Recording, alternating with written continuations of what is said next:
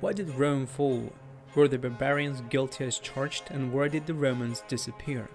The mention of the Roman Empire evokes the images of the Colosseum, gladiatorial fights, triumphal arches, and victorious legions. The Romans built long-standing aqueducts, giant concrete buildings, sewer systems, and roads that are still in use. Just as the sun rises and sets, the Roman Empire rose and fell in the 5th century AD. September 4th in the year 476 is considered a starting point for the Middle Ages and a farewell to antiquity. On that very day, the last emperor of the Western Roman Empire, Romulus Augustus, was forced to abdicate. The Eastern Empire, known as Byzantium, lasted for almost a millennium longer. Despite this fact, the collapse of the Western Empire heralded the end of Roman history. In this video, we suggest taking a look at the 3 crucial factors in the downfall of Rome.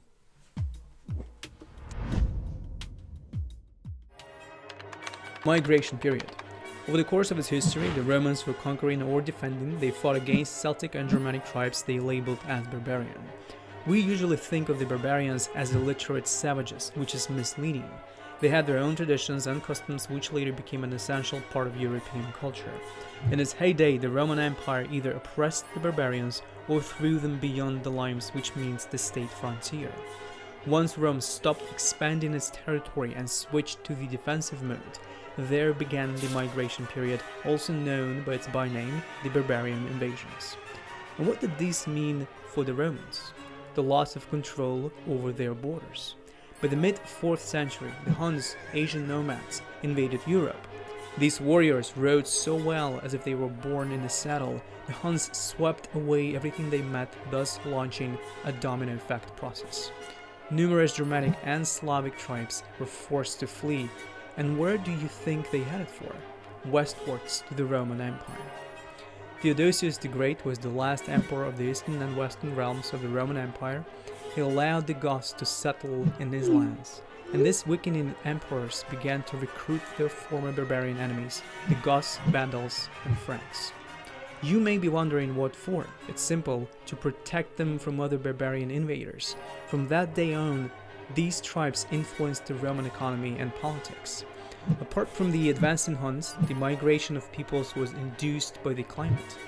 As winters grew colder and longer, nomads made their way south. But no matter what set the peoples in motion, Rome could no longer resist their torrents. The declining empire was in a serious political crisis. The blind spot. The Roman Empire was growing weaker since the 3rd century. The emperors were either military commanders, also called the barracks emperors, or their figureheads. Dying from natural causes was a rare occasion for the ruler in those days, and sometimes the power changed hands 6 times a year. It was an unhealthy political situation. The Roman army was growing in number but falling short of skill. Corruption flourished, and the bureaucracy only cared about the thickness of their wallets.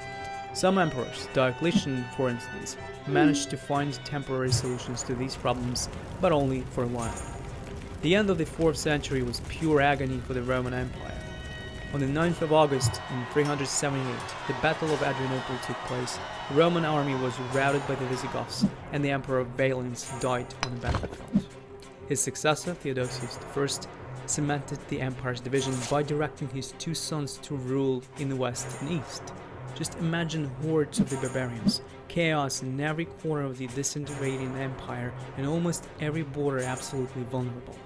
The sole emperor could no longer cope with the towering problems, and the empire stepped onto the verge of collapse. The eastern part of the empire, with Constantinople as its capital, was wealthier and better governed than its western counterpart centered in Rome, and for the last 70 years, the capital of the Western Empire was the city of Ravenna. The barbarians managed to trespass on the empire's lands and began to act as its rightful owners.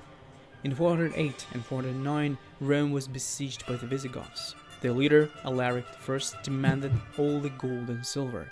Rome paid twice, but in the year 410 the emperor refused to pay for the 3rd time. This decision infuriated the Visigoths, and they blocked all the roads so that the food supply was no longer feasible. This led to the dreadful famine and even cannibalism. Eventually the citizens opened the gates of the city in despair. For the first time in 800 years, Rome was taken by the intruders and the city was plundered. Alaric spared Christians and those who were hiding in the temples. For the Romans, it was a stroke of luck that the leader of the Germanic tribe practiced Arianism, one of the earliest Christological doctrines. From that moment on, the empire no longer seemed invincible to the potential invaders. But if Alaric was merciful to spare the temples from destruction, the Vandals that sacked Rome in 455 were merciless. They ruined temples, ravaged ancient monuments, and burned libraries. The word vandalism derives from the name of these raging tribes. The Romans would have withstood the onslaught had it not been for the ruling elite that had been digging its own grave slowly but surely. Thirsty for wealth and power, they wouldn't let people of talent and honor chip in and save Rome. Take Emperor Flavius Honorius for one. Nobles came up to young Honorius and persuaded him to kill Flavius Stilicho, a military commander of the Roman army. They made Honorius believe that Stilicho planned a coup d'etat. Flavius Stilicho was not only a brilliant commander but also a Vandal by birth. To be on the safe side, Honorius ordered to execute the entire families of barbarian origin who faithfully served Rome. The outcome of this ill-conceived decision was logical. 30,000 Roman soldiers of barbarian descent, for the most part relatives of the massacred victims, joined Alaric, the first destroyer of Rome. Later, Emperor Valentinian III made the same mistake. To keep his grip on power, he killed Flavius Aetius, a prominent general who was often called the last of the Romans. In 451, by combining efforts with the Visigoths, he stopped the invasion of Attila and his Hun army in the Battle of the Catalaunian Plains. The Huns didn't reach Rome only due to the genius of Aetius and sadly the outbreak of plague. Legend has it that when Valentinian killed the adroit commander, his slave said, "You have cut off your right hand with your left." And this was prophetic. Roman politics is often bloody business, but the state always rose as a phoenix from the ashes. This time it was doomed. Never again was Rome as powerful as it had been before. Rome under Caesar's rule, or Rome during the Punic Wars. We jump into this and other periods of Roman history in our special course, The History of Ancient Rome. See the link to the course in the description box. Not the Rome it used to be. In its heyday, Rome was an urban civilization of pagans with a highly developed economy. The variety of ancient Roman production can be compared to the diversity of the Industrial Revolution. Arctic ice still contains lead that was mined on large scale in antiquity, and had the Roman Empire lasted a bit more, it would have definitely seen Greenpeace campaigners. As for the religion, ancient Rome approached it from a practical point of view. Religion was closely intertwined with the power, and Roman priests looked more like officials rather than preachers. Along with secular and religious authority, Rome rested upon slavery. Throughout the empire's territory, numerous indigenous people were turned into slaves, and quite often, poverty-stricken people had to sell themselves into slavery. There are cases when parents sold themselves to give their children a decent education. From pagan and urban, Rome was gradually turning into Christian and rural civilization. The empire's population was steadily going up while the family's incomes were going downwards. To sustain themselves, they left the cities for the countryside. When inflation struck, the rulers started to collect taxes in kind. More and more slaves were manumitted, but they stayed on their ex-master's land. Such a relationship is reminiscent of the medieval realities. Consequently, free movement across the territory eventually stopped entailing a slump in trade, and even when the emperors and the army managed to get hold of the political control, the economy had fractured beyond repair. Rome was now a different place. While the empire struggled to maintain the facade of a flourishing state, its religion and economy were crumbling. But how did Rome fall, and where did the Romans disappear? The fall of the Roman Empire didn't happen overnight. Rather, it suffered a long-lasting and painful agony. The name of the last Roman emperor is symbolic. Perhaps history does have a sense of humor.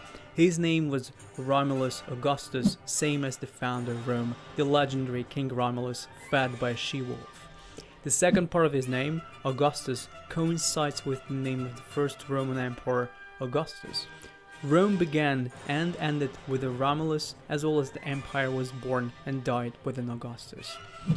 When the Germanic tribes mixed with the Romans, it was a turning point in the formation of future European nations. In the place where Rome once stood, there appeared new kingdoms of the Vandals, Visigoths, and Franks.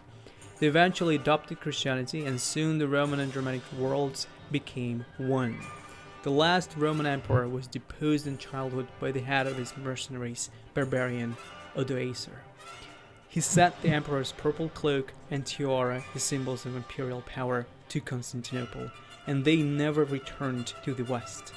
This event is believed to mark the fall of the Roman Empire and the beginning of the Middle Ages. More fascinating details on how the Roman Empire came about and then descended into chaos in our special video course, The History of Ancient Rome. See the link to the course in the description box.